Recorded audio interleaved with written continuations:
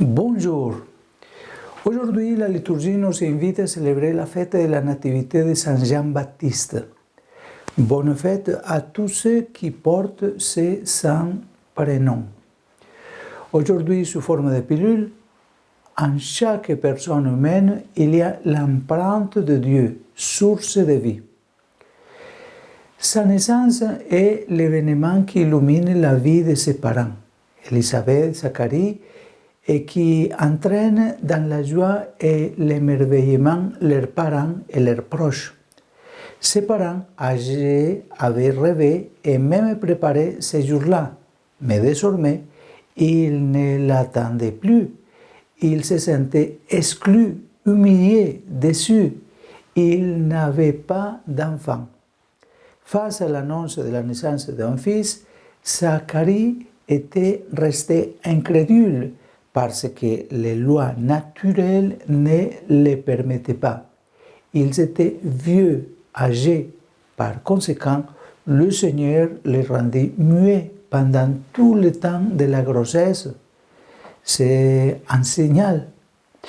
Mais Dieu ne dépend pas de nos logiques et de nos capacités humaines limitées. Il faut apprendre à faire confiance et à se taire devant le mystère de Dieu et à contempler dans l'humilité et le silence son œuvre qui se révèle dans l'histoire et qui dépasse si souvent notre imagination. Et à présent que l'événement s'accomplit, à présent qu'Élisabeth et Zacharie font l'expérience que rien n'est impossible à Dieu, leur joie est grande. La page de l'évangile d'aujourd'hui, qui est prise du chapitre 1 de Saint Luc, à partir du verset 57, annonce la naissance et se concentre ensuite sur le moment de l'imposition du nom de l'enfant.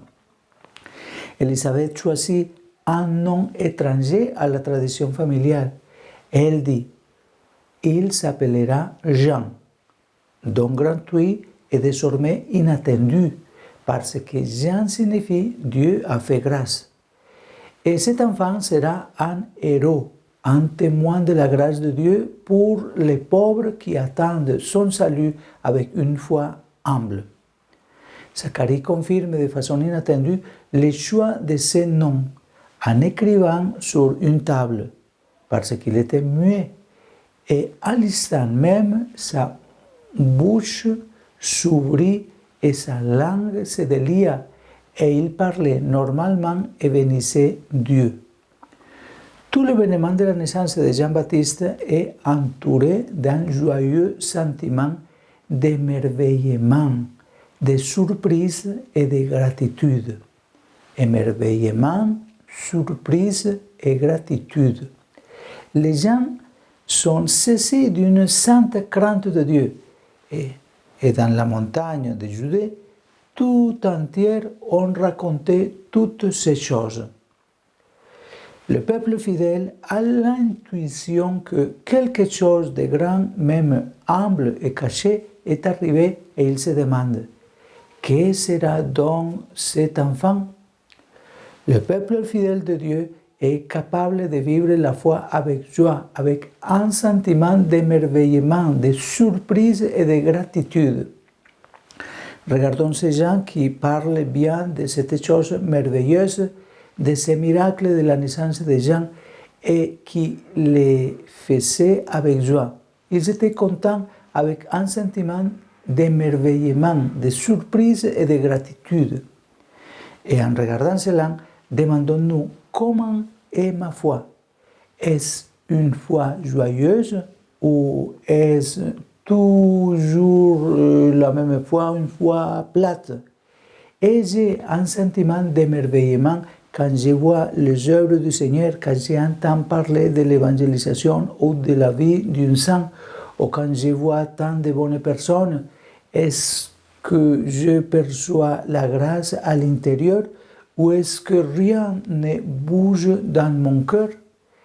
Est-ce que je sais percevoir les consolations de l'Esprit ou est-ce que je suis fermé?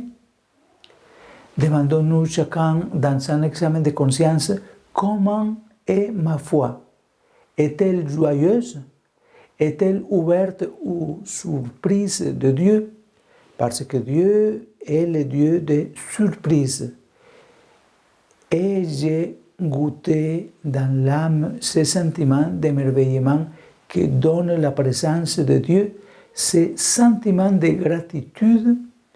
Pensons à ces mots qui sont l'âme de la foi, joie, sentiment d'émerveillement, sentiment de surprise et de gratitude. Que la Sainte Vierge nous aide à comprendre que dans chaque personne humaine, il y a l'empreinte de Dieu, source de la vie. Qu'elle qui est Mère de Dieu et notre Mère nous rende de plus en plus conscients qu'en engendrant un enfant, les parents agissent en tant que collaborateurs de Dieu.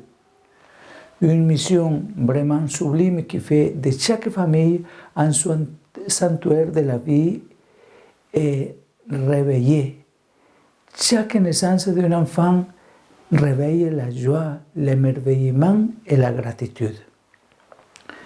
Que le bon Dieu nous aide à aller de l'avant. N'oubliez pas de prier Saint Jean pour qu'on obtienne la paix dans sa terre. Et que Dieu vous bénisse au nom du Père et du Fils et du Saint-Esprit. Amen. Bonne journée de Saint Jean-Baptiste.